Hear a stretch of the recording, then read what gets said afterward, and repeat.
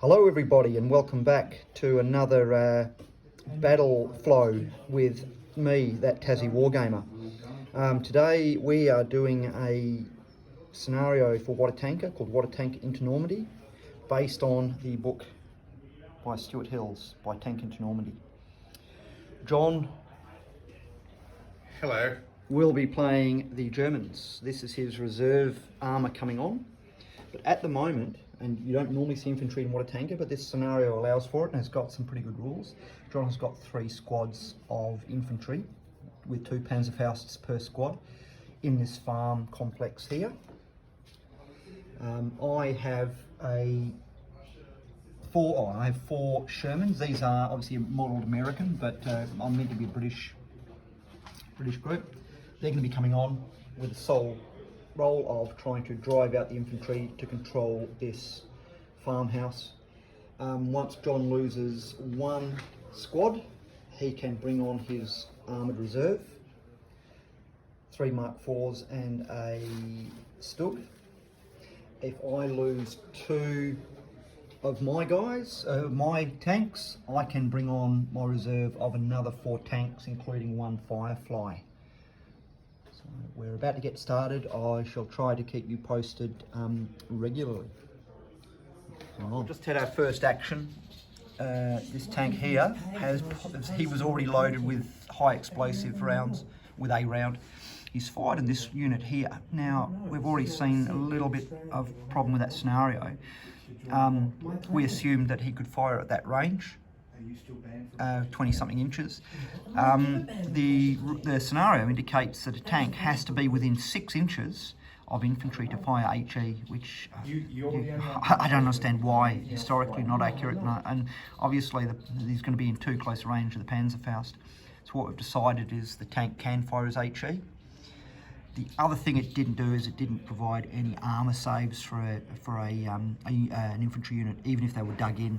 So what we've decided, because these guys are dug in, either behind the hedge or behind some barriers, that we have chosen to offer them a 3 dice armour save.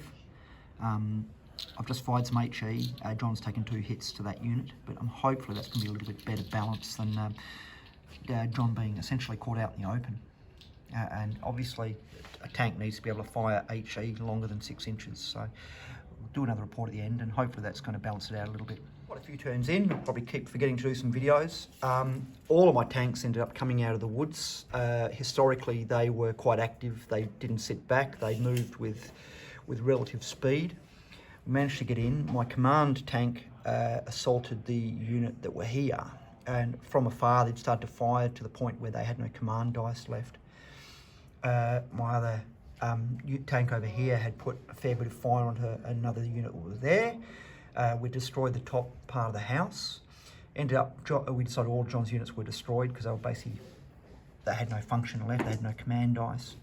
At that point, once John lost a unit, his reserve, no, you're right mate, you're right, his reserve started coming in.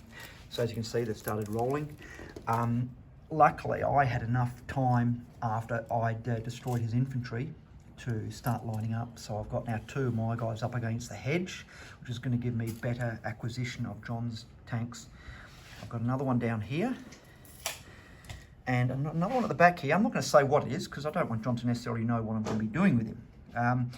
So at the moment I've got some good cover, some good line of sight for John's guys as they're rolling out.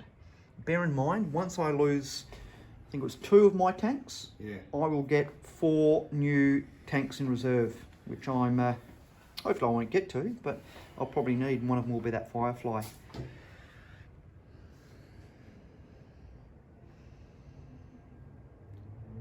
These are the tanks that John has been building since he was a lad, and has also acquired some more recently. I don't have any 20mm stuff. I've got some 28. I've also got some 15s from when I was trying out Flames of War. We often describe the tanks by some feature on it. So he's called Sidebox. He is called Green Roll, because he's got the green roll at the back. He is called Commander. And he is called Square, because he's got the original, older welded, riveted armour. He's called Stug, He's called Hans Inman, because the commander's got his hands in. He's called Hans Outlander, or something similar, because he's got his arms out. And he's just called Closed. Anyway, let's get to it. With a 7. John is moving fast here. They've left the comfort of the woods, as you can see. They're really starting to put a bit of clip in there. They're getting some good movement rolls.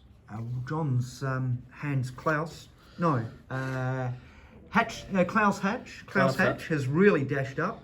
He wasn't the one that destroyed this guy. It was that tank right there. Yeah. He's snuck in quite quickly. My command units here are still sort of focusing on the hedge, so if I don't get into action quick, he could get snuck up behind. This unit here, green roll, that was moving around, may have to divert now to cover that left flank, or things could fall apart. Okay, so go. Things have taken a turn for the worst here for the Allies. This must be a Panzer Ace. Not only did he come rushing up, leaving all of his comrades or his mates behind, he's with absolutely balls of steel. He's come rushing in behind this burning tank, straight up to my command unit. With his first 2, when he was rolling to hit, he rolled double 6s, so it gave him 2 extra hits. He reloaded, fired again in the same turn, rolled another set of 6s, so it gave him another 2 extra dice, and lit up on that second hit, lit up my command tank, leaving me with 2 tanks, also with their flank exposed. But now with 2 tanks gone, it means my 4 reserves now come on, including 2 Fireflies. It may change things a bit. And arms in the same. Okay, this is end of day 1. We're in a shop, so we have to pack up. We're going to take heaps of photographs, use this video. So I will be doing a little bit of diagram here, a little bit of explaining, so we can draw on this video next week to set up as close as we can to this. I'll start with these tanks. Green roll is there. He's done a fair bit of moving. We've got side box here. He is still up against the hedge, taking aim at the stub. We've got John's Klaus Hatch, who has had amazing luck, or not luck, just some amazing skills. No. Who snuck in behind. Strategy and tactics. Fantastic strategy and tactics. There we go. He moved in and has destroyed the commander. So over here at the crossroad, we have got John Stubb, Hans Inman, right here, and Hans Outman, we don't know, right there. So we're going to use this next week to set up almost as close. It's not a bad time to stop, because next week I have got my reserves coming in through over here. So I'm going to pan out, have a good look at the table, so we can use this to set up next week. I'll probably post this now, and I'll post part 2 next week with a bit of luck. We've got to pack up. We've got about 10 minutes to get out of here. We've learnt to travel pretty quickly. Anyway, see you next week.